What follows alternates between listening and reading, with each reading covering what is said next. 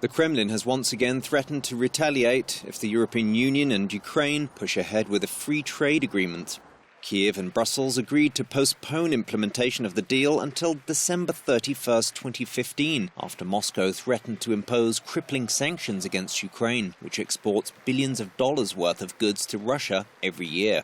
Russia and the European Union are locked in a bitter dispute over Ukraine, which erupted when Kremlin-compliant former Ukrainian President Yanukovych suspended the same agreement and forged closer ties with Moscow instead.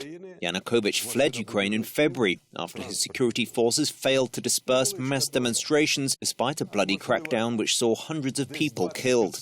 The pro-European Ukrainian government, which replaced the Yanukovych regime, has been backed by the international community, which imposed sanctions against Moscow after it annexed Ukraine's Crimean Peninsula in March and invaded eastern regions of the country in April.